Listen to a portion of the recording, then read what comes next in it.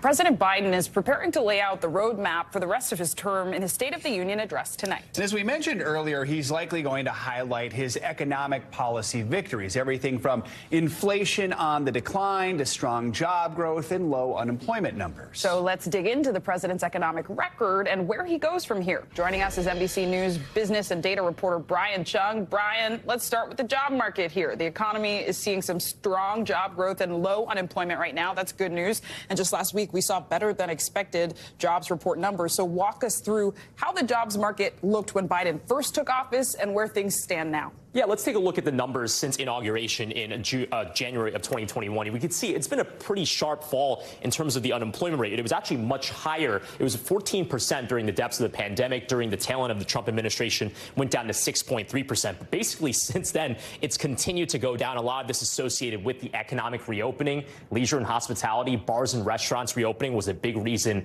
for this drop. But what's really interesting is that it hasn't gone up. And that was the expectation as the Federal Reserve started to hike interest rates in 2022. Instead, what happened? The unemployment rate actually continued to drift down. And as of the last read that we got just on Friday, the U.S. economy at a 3.4% unemployment rate. Guys, you would have to rewind to 1969 to see an unemployment rate that low. So certainly a good state of the unemployment market and the labor market headed into the State of the Union. So, Brian, in the president's last State of the Union address, he set a goal of lowering prices for consumers. Spoiler alert, that didn't happen. What followed was a year of historic inflation with levels not seen in decades. It peaked last summer, gradually declining since then. So remind us what happened there.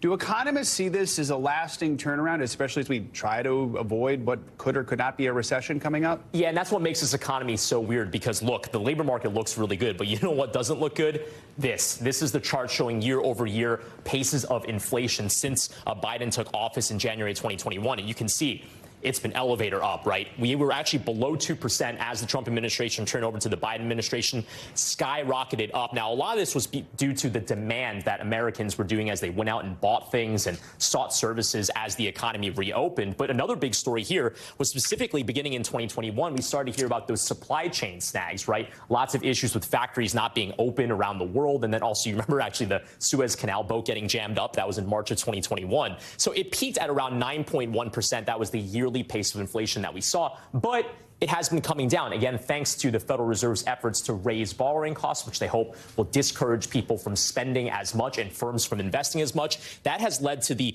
inflation rate falling to about 6.5% as of the last read. But the economy really is a lot healthier if it's somewhere closer to 2%. So the job is not done. The Biden administration has said they're going to let the Federal Reserve do its part on that. That's the reason why they're signaling that further interest rate hikes are likely. And Brian, briefly here, from an economic standpoint, where does the government stand on its budget deficit and the federal debt ceiling? Yeah, that's going to be a big focus in the State of the Union today because of the concern over perhaps not paying our bills. Again, as a reminder, the debt ceiling covers any sort of payments that have already been made, but it just seeks to pay off the debt that we have. There's been no agreement so far, and the expectation is that June 5th is going to be the day when the economy runs out of money. Sorry, my writing is not so great here, but June 5th is the day that apparently will run out of money to pay our bills. Until then, the Treasury can turn to these extraordinary measures to get through early June. But reminder, Congress has moved 78 times to raise this debt ceiling. Hopefully they can make it 79 times this time as well. Brian, bringing us the latest and greatest. Thank you. Thanks for watching our YouTube channel. Follow today's top stories and breaking news by downloading the NBC News app.